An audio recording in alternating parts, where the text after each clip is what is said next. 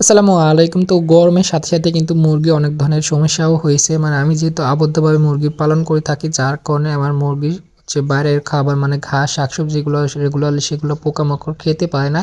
তো কিছুদিন ধরে লক্ষ্য করতেছি আমার ডিম পাড়া মুরগির ডিমের সাথে হচ্ছে প্রচুর পরিমাণে রক্ত পড়তেছে, যার কারণে এই ভিটামিনগুলো নিয়ে আসা। তো ১ম এ হচ্ছে যে ভিটামিনটা দেখছেন এটা রেনাসেল ই।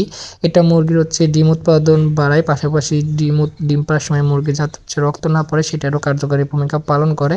এছাড়াও এটা অনেক ধরনের প্রোটিন আছে, যেমন বাচ্চা ওঠানোর পরেও কিন্তু এটা খাওয়ালে বাচ্চা কিন্তু হচ্ছে শক্তি বাড়ে, মানে পাশাপাশি বাচ্চার রোগ প্রতিরোধ ক্ষমতাও কিন্তু বাড়ে এটা না সেল ই খাওয়ালে। আর এটা হচ্ছে জিংবি, এটা তো বিভিন্ন ধরনের উপাদান আছে। এটা হচ্ছে মুরগির হাড় শক্ত করে, পাশাপাশি মুরগির শক্তি বাড়ায়, এটা রোগ প্রতিরোধ ক্ষমতা বাড়ায়।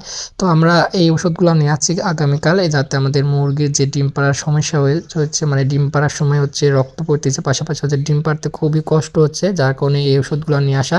পাশাপাশি আমার খামারে যে বাচ্চা মুরগিগুলো আছে সেগুলোকে এই ওষুধগুলো দেবো, যাতে ওদের রোগ প্রতিরোধ ক্ষমতা বাড়ে, পাশাপাশি ওদের গ্রোথটাও ভালো থাকে। তো আপনারা কিন্তু রেগুলারলি এই বিষয়গুলো খেয়াল রাখতে হবে যে মুরগি কখন কি লাগবে, যেহেতু আমরা আবদ্ধভাবে মুরগি যাতে আবদ্ধভাবে পালন করে, এতে বেশি পরিমাণে আর কি ওদের ভিটামিন দিতে হবে।